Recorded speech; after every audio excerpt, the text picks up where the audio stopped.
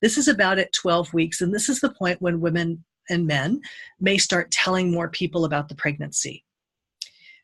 The first trimester is a tenuous time in fetal development. It's actually embryological development moving towards fetal development. More miscarriages occur in the first trimester than at any other time during pregnancy.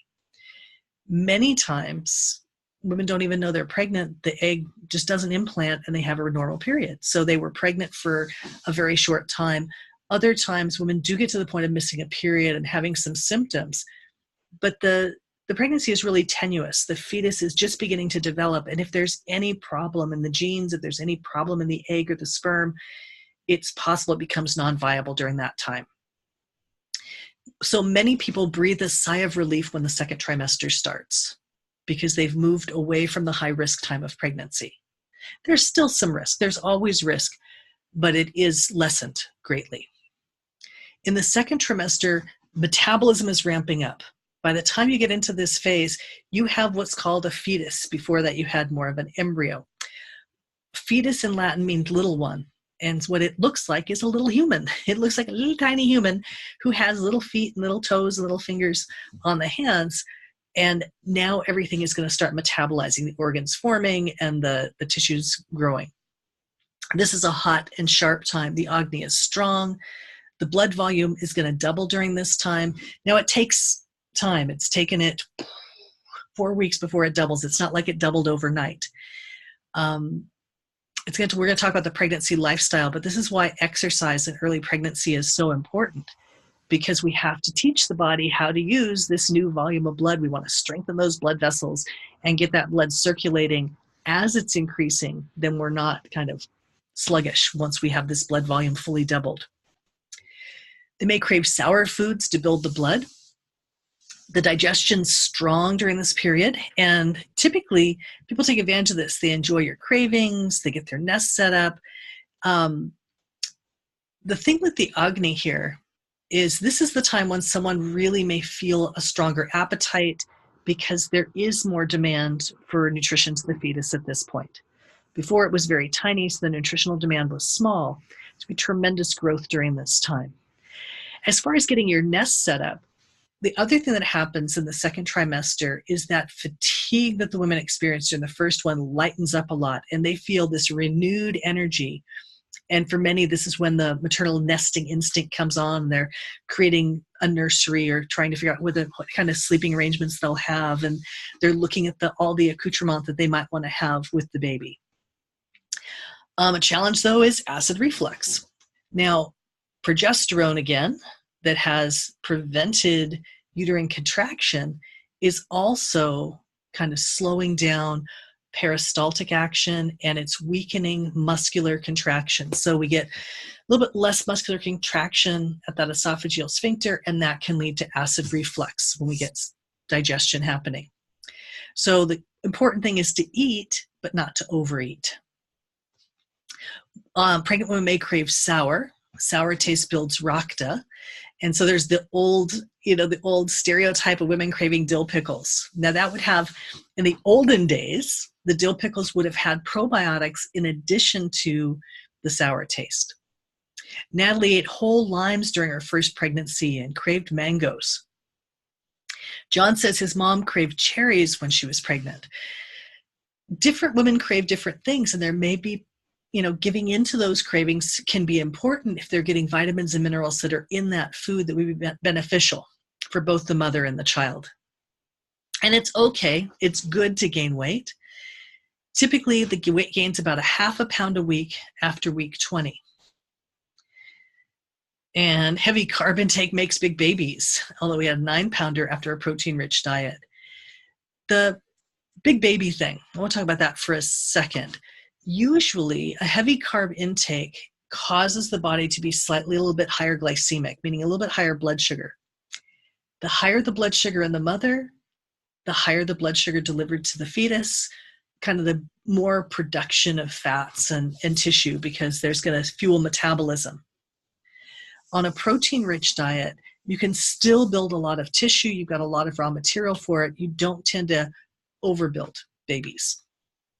A 9-pounder, though, is pretty big.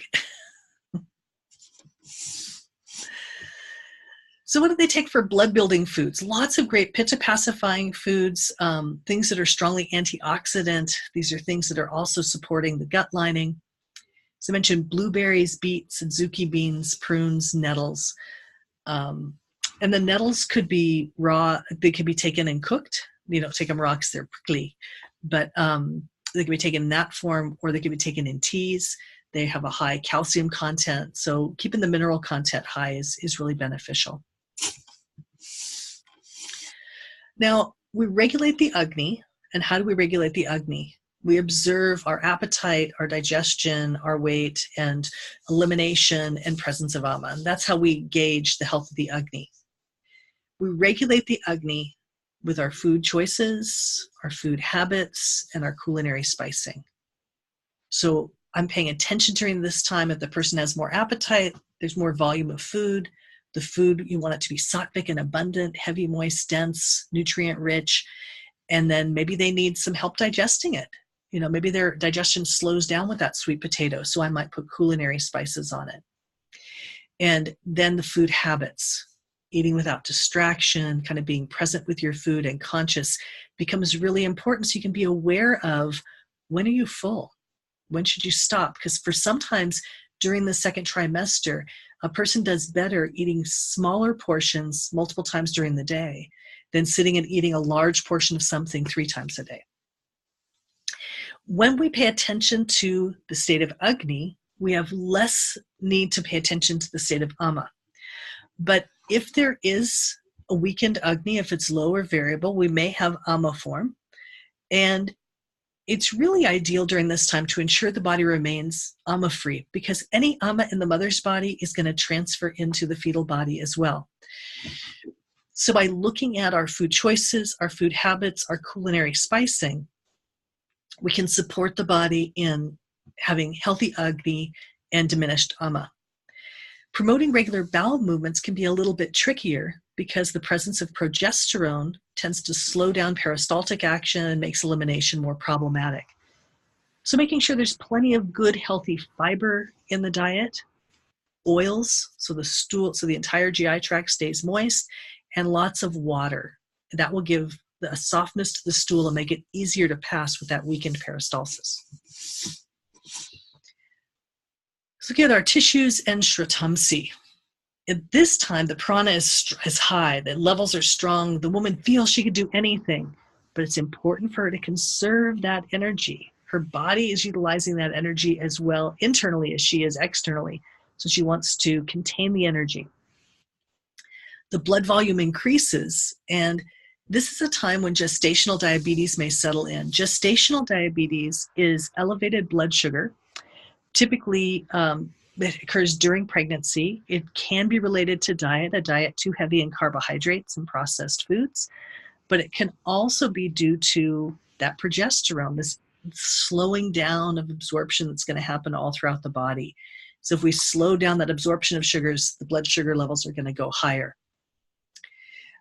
Typically, gestational diabetes is identified through urine test or blood test.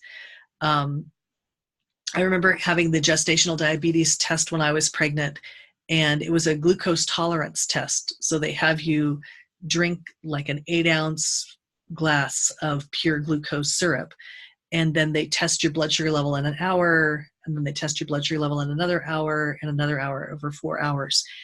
And so they're watching for how quickly does your body metabolize that sugar. If the body is not metabolizing the sugar quickly, then, or appropriately, then there's too much sugar that's going to be getting to the baby, and that can be problematic. So then they would adjust the diet. In some cases, they do go to insulin. In most cases, they work with exercise and diet to reduce that. In the rasa, the stanya, the rasa dhatu, one of the upadhatus of the rasa dhatu is breast milk. And so the breast milk begins to develop, however, the woman is not lactating at this time. It's the lactation ducts are preparing for their eventual lactation. The breast may become larger as the lactation ducts enlarge and begin to go through their cycles. The skin may develop stretch marks. And as it mentions here, it's a good time to begin moisturizing the skin with shea or coconut butter. Unfortunately, stretch marks are largely genetic.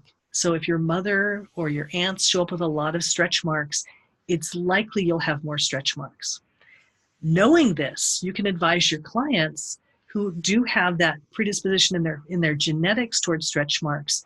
You can advise them to start this moisturizing with shea and coconut butter, doing that daily abhyanga.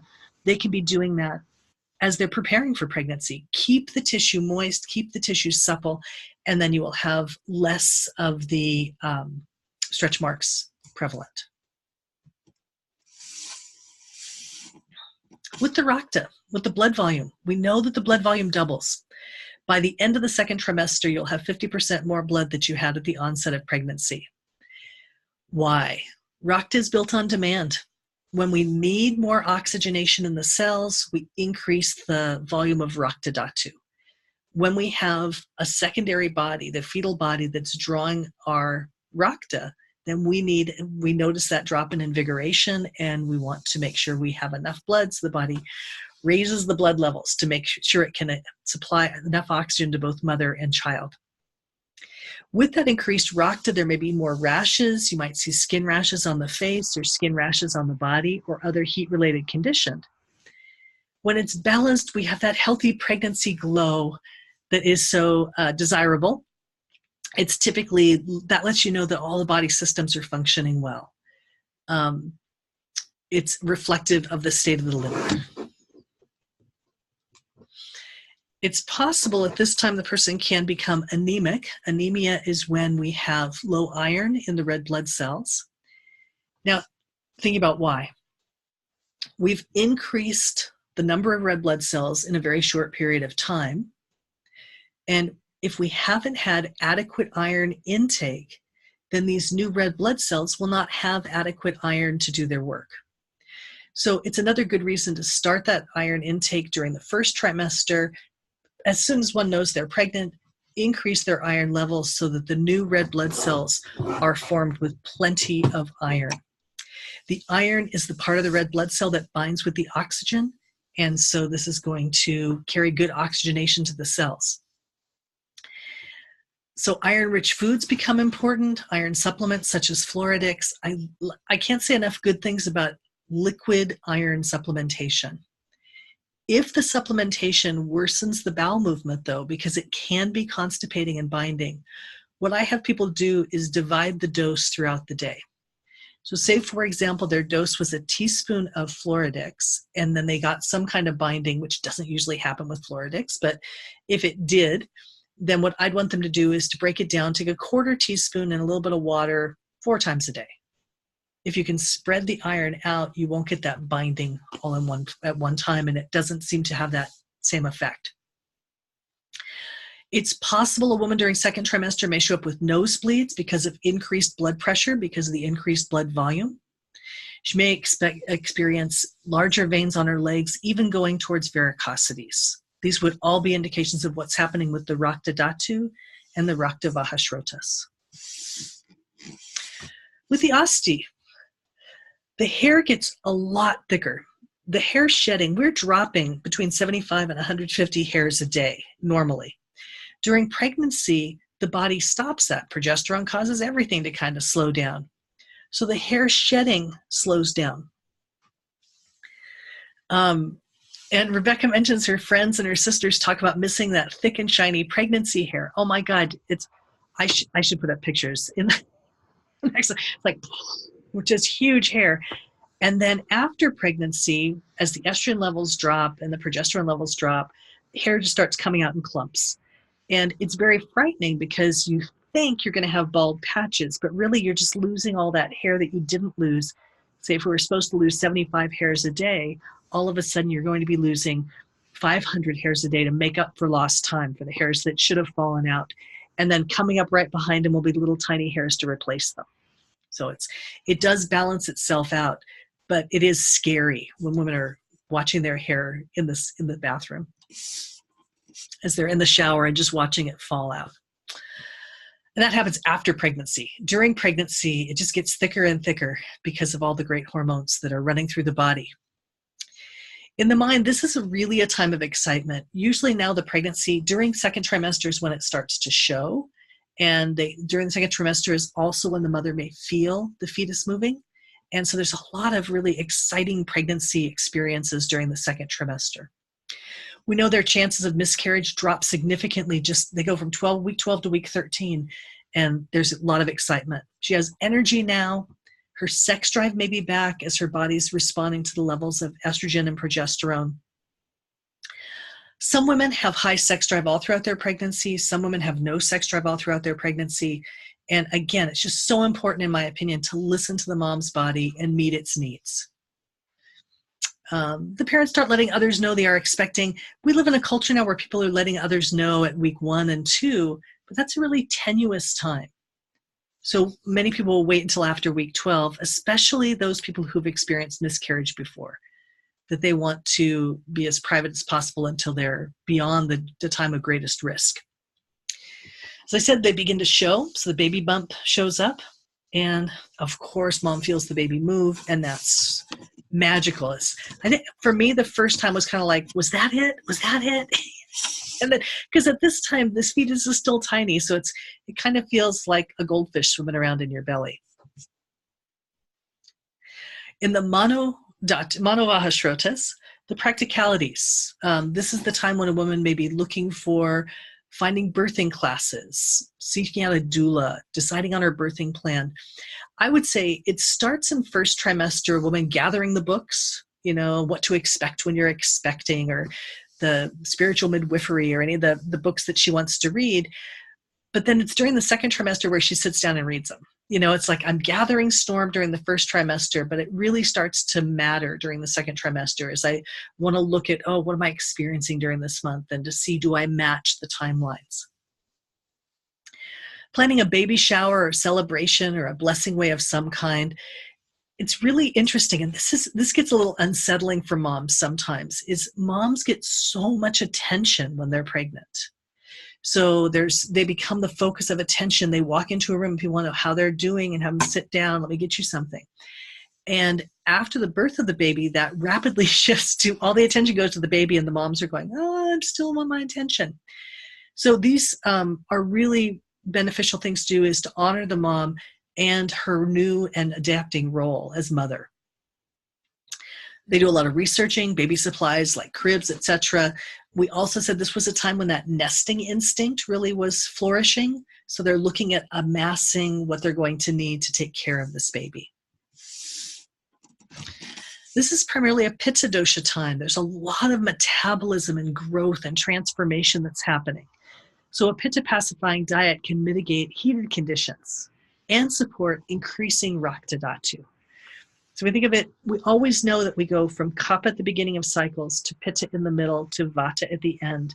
So we went from Kapha in that beginning first trimester, was time period of great growth, building of tissue in the mother's body.